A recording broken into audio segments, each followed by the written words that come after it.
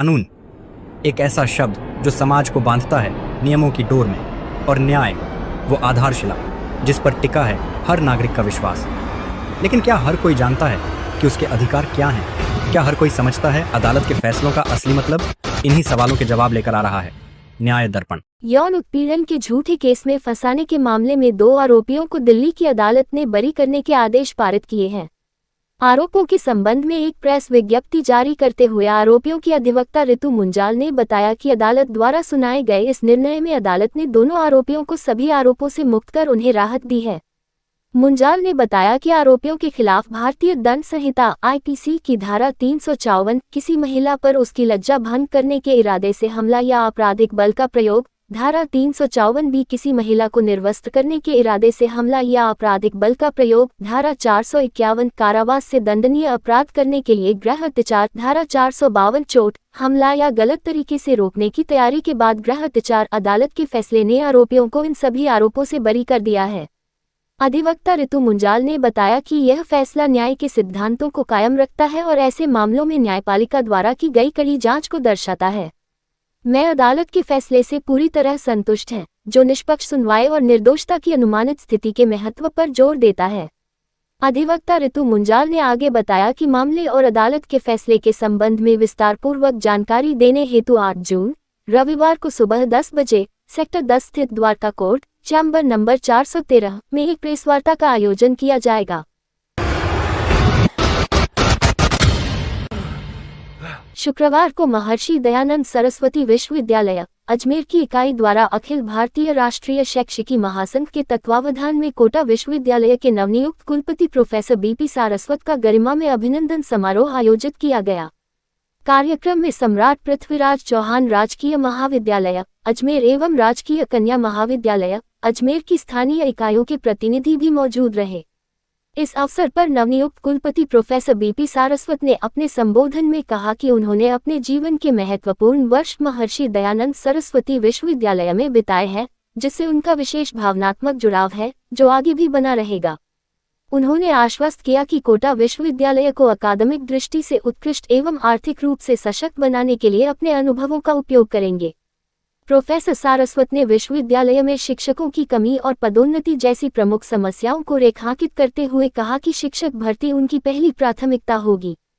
कार्यक्रम में अखिल भारतीय राष्ट्रीय शैक्षिकी महासंघ के राष्ट्रीय सेवा प्रमुख प्रोफेसर सुशील कुमार बिस्सू ने कहा कि प्रोफेसर सारस्वत उन ग्रामीण युवाओं के लिए प्रेरणा स्रोत है, जो कठिन परिस्थितियों में भी मेहनत कर सफलता की ऊंचाइयों तक पहुंचना चाहते हैं।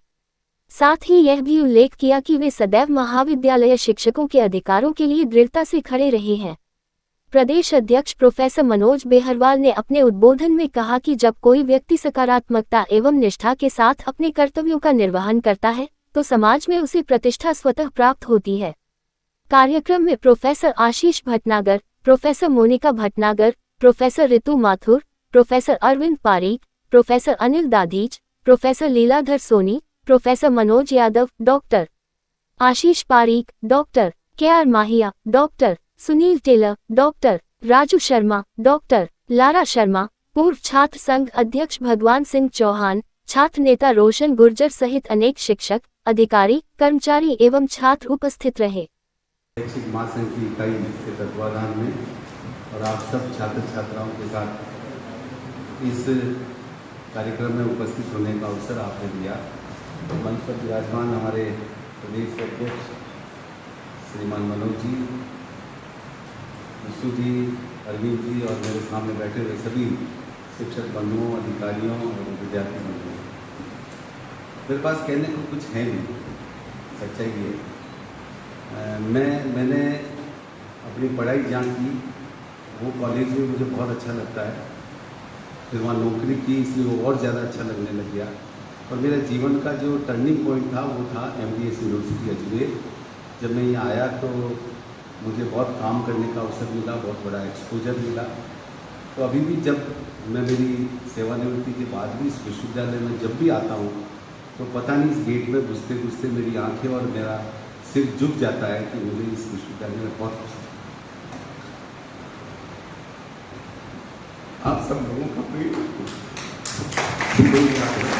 धन्यवाद। कोटा विश्वविद्यालय के नवनियुक्त कुलगुरु प्रोफेसर बीपी सारस्वत का अभिनंदन आज महर्षि दयानंद सरस्वती विश्वविद्यालय में अखिल भारतीय राष्ट्रीय शैक्षिक महासंघ की स्थानीय इकाई द्वारा किया गया। इस अवसर पर अखिल भारतीय राष्ट्रीय शैक्षिक महासंघ राजस्थान उच्च शिक्षा के प्रदेश अध्यक्ष प्रोफेसर मनोज कुमार बहरवाल और राष्ट्रीय सेवा प्रमुख प्रोफेसर सुशील कुमार बिस्सू भी मौजूद रहे। इसके अतिरिक्त राजकीय महाविद्यालय अजमेर और राजकीय कन्या महाविद्यालय अजमेर दोनों से ही अखिल भारतीय राष्ट्रीय शैक्षिक महासंघ से जुड़े हुए अनेकों प्रोफेसर्स, एसोसिएट प्रोफेसर्स, विश्वविद्यालय के अधिकारीगण, कर्मचारीगण सभी यहाँ उपस्थित रहे और बहुत ही भावभीनी एक जिसे कहना चाहिए मुझे रूप से उनका अभिनंदन किया गया। प्रोफेसर सारस्वत ने लंबे समय तक महर्षि दयानंद सरस्वती विश्वविद्यालय में अपनी सेवाएं दी हैं और संगठन से जुड़े रहकर कितने ही अवसरों पर शिक्षक और शिक्षा से जुड़े मुद्दों को राष्ट्रीय मंचों पर उठाया है। प्रोफेसर सारस्वत ने बताया कि उनका ये अनुभव उन्हें कोटा विश्वविद्यालय को भी अकादमिक रूप से उत्कृष्ट बनाने में मदद करेगा। मैं प्रोफेसर अरविंद पारिक, इकाई सचिव, अखिल भारतीय राष्ट्रीय शैक्षिक महासंघ, महर्षि दयानंद सरस्वती विश्वविद्यालय इकाई अजमेर। माध्यमिक शिक्षा बोर्ड राजस्थान द्वारा घोषित हाई स्कूल के परीक्षा परिणामों में कस्बे के सिद्धार्थ इंटरनेशनल स्कूल के जिन विद्यार्थियों ने 90% से अधिक अंक लाकर विद्यालय व कस्बे का नाम रोशन किया है, इन प्रतिभावान विद्यार्थियों का सिद्धार्थ इंटरनेशनल स्कूल में आयोजित समारोह में माला व साफा पहनाकर सम्मानित किया गया। अभिनंदन समारोह के मुख्य अतिथि बार एसोसिएशन केकड़ी के अध्यक्ष डॉक्टर मनोज आहूजा रहे तथा विशिष्ट अतिथि के रूप में समाजसेवी जयमल रेहलानी, अनिल शर्मा व शिक्षक पवन धूमश रहे एवं कार्यक्रम की अध्यक्षता विद्यालय के एमडी राम चौधरी द्वारा की गई। इस मौके पर आयोजित कार्यक्रम में विद्यार्थी सीताराम रावत को 96.33% अंक लाकर प्रथम स्थान प्राप्त करने, अंशिका जैन को 94.33% अंक लाकर द्वितीय स्थान प्राप्त करने एवं रक्षिता शर्मा को 93.50% अंक हासिल कर तृतीय स्थान प्राप्त करने व हमजा अली को 93.17% अंक लाकर 93.17% अंक प्राप्त करने पर समाजसेवी एडवोकेट डॉक्टर मनोज आहूजा ने विद्यार्थियों को सम्मानित करते हुए कहा कि परिश्रम और लगन से विद्यार्थियों को ये सफलता मिली है। ये विद्यार्थियों के साथ साथ उनके माता पिता तथा पूरे क्षेत्र के लिए गौरव की बात है। आहूजा ने कहा कि हाई स्कूल की परीक्षा तो बस शुरुआत है। जीवन के हर मोड़ पर अनेक परीक्षाएं और चुनौतियां आएंगी। उन सबको पीछे छोड़कर सभी विद्यार्थी इसी तरह की सफलता प्राप्त करें। इसके लिए सबसे जरूरी चीज है कड़े अनुशासन के साथ अथक परिश्रम की।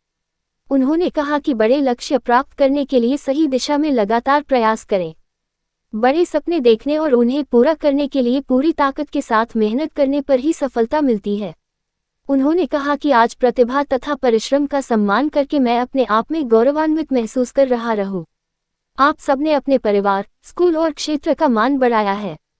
समाजसेवी जयमल रेहलानी ने कहा कि शिक्षकों के मार्गदर्शन तथा प्रेरणा को सदैव याद रखें। आपकी सफलता में समाज का महत्वपूर्ण योगदान है। जीवन में सदैव सकारात्मक दृष्टिकोण रखें तथा समाज के लिए कार्य करने का प्रयास करें। समाजसेवी अनिल शर्मा ने सभी विद्यार्थियों को आशीर्वाद देते हुए उज्जवल भविष्य के लिए शुभकामनाएं दी। वहीं इस मौके पर विद्यालय के प्रबंध निदेशक राम चौधरी ने अतिथियों का माल्यार्पण व साफा पहनाकर अभिनंदन किया। आयोजित कार्यक्रम में बड़ी संख्या में अभिभावकगण भी मौजूद रहे। विद्यालय प्रबंधन की ओर से उनका भी अभिनंदन किया गया। केकड़ी क्षेत्र के पहले शिक्षा अधिकारी रहे सेवानिवृत्त जिला शिक्षा अधिकारी ईश्वर सहाय भटनागर का थर्सडे 5 जून को स्वर्गवास होने पर शुक्रवार 4 बजे उनकी अंतिम यात्रा उनके निवास स्थान से मोक्ष धाम पहुंची। अंतिम यात्रा में राजस्थान हाई कोर्ट के न्यायाधिपति प्रवीर भटनागर, कोटा से प्रकाश भटनागर, बीकानेर से अशोक भटनागर सहित बड़ी संख्या में परिवार व समाज के लोग मौजूद रहे। मोक्ष धाम पर स्वर्गीय ईश्वर सहाय के पार्थिव शरीर को पोते निपुण सहित अन्य रिश्तेदारों ने मुखाग्नि देते हुए पार्थिव शरीर को पंच तत्व में विलीन कर समाज की परंपरा का निर्वहन किया। मोक्ष धाम पर मौजूद परिवार के सदस्यों व शुभचिंतकों ने एक एक कर चंदन की लकड़ी समर्पित कर इस महान आत्मा को भावभीनी विदाई दी। अंतिम यात्रा व मोक्षधाम पर पोती नव्या भी मौजूद रही। मोक्षधाम पर मौजूद समाजसेवी पूरन जी कारेहा ने उनके व्यक्तित्व पर प्रकाश डालते हुए बताया कि ईश्वर सहाय केकड़ी क्षेत्र के सबसे पहले शिक्षा अधिकारी रहे हैं जो अपने जीवन में अनुशासन को बहुत अधिक महत्व देते थे तथा उनसे जुड़े हुए लोगों को भी अनुशासन धारण करने की नसीहत देते थे। स्वर्गीय ईश्वर सहाय के भतीजे प्रकाश भटनागर ने बताया कि वर्ष 1994 में जिला शिक्षा अधिकारी के पद से सेवानिवृत्त होने के बाद अपनी व्यवहार कुशलता, धर्म के प्रति समर्पण भाव व समाज सेवा के कार्यों से जुड़े रहे तथा उनसे जुड़े लोगों से वो लगातार संपर्क बनाए रखते थे तथा उनके प्रति पूरा प्रेम भाव रखते थे। छोटे भाई ऋषि कुमार सहाय भटनागर एडवोकेट व भतीजे अश्विनी सहाय भटनागर एडवोकेट के निधन के बाद अकेले पड़ गए थे। लंबे समय से अपनी धर्मपत्नी जो बीमार थी की सेवा करने के साथ साथ स्वयं व परिवार का ध्यान रखते थे। बेटी कल्पना व जमवाय अशोक भटनागर भी समय समय पर आकर अपने माता पिता से मिलकर उनकी सेवा करते थे। भतीजे स्वर्गीय अश्विनी सहाय भटनागर के मित्रगण रहे मौजूद स्वर्गीय ईश्वर सहाय भटनागर की अंतिम यात्रा में उनके खास चहेते भतीजे अश्विनी सहाय भटनागर के मित्र सुभाष न्याती, डॉक्टर मुकेश माथुर, अशोक जैन, अनिल बंसल, पुरुषोत्तम शर्मा, मनोज आहूजा व मुंशी नंदलाल धाकड़ मौजूद रहे, जिन्होंने अंतिम यात्रा से लेकर मौजधाम पर अंतिम संस्कार में उपस्थित रहकर अपनी दोस्ती के रिश्ते को निभाया।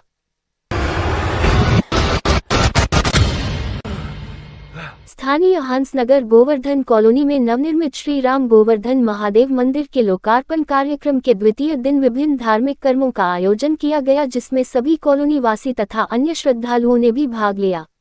ये जानकारी देते हुए कॉलोनी के विकास समिति के अध्यक्ष घनश्याम चौहान और कार्यक्रम संयोजक मुकेश काबरा ने बताया कि द्वितीय दिवस पर प्रातः गांधीधाम से भव्य कलश यात्रा निकल गई, जिसमें मंदिर में प्रतिस्थापित किया जाने वाले शिव दरबार, हनुमान जी महाराज और भैरू जी की प्रतिमा को एक सज्जा धज्जा के साथ एक वाहन में विराजित कर भ्रमण कराया गया। इस अवसर पर महिलाएं सर पर कलश धारण पर बजे बजे के साथ कलश यात्रा में शामिल हुई। विकास समिति के सचिव तरुण कुमावत के अनुसार मंदिर प्रांगण में प्रतिस्थापित की जाने वाली प्रतिमाओं का पंडित नवल दादीज, लीलाधर झा, ललित दुबे, राजेश शर्मा और पंडित अनिल दादीजी द्वारा जल अधिवास, अन्न अधिवास, फल अधिवास के साथ पूजा विधि की गई। इस अवसर पर यज्ञ का भी आयोजन किया गया, जिसमें घनश्याम चौहान, रमेश शर्मा, रामेश्वर शर्मा, ललित शर्मा और दिनेश आचार्य ने बतौर यजमान के भाग लिया। कार्यक्रम के तृतीय दिन प्रातः यज्ञ की पूर्णाहुति तथा प्राण प्रतिष्ठा की जाएगी, जिसमें मुख्य अतिथि के रूप में सभापति नरेश कनौजिया, घनश्याम चौहान और मोहनलाल पाटोदिया सहित अन्य अतिथि मौजूद रहेंगे।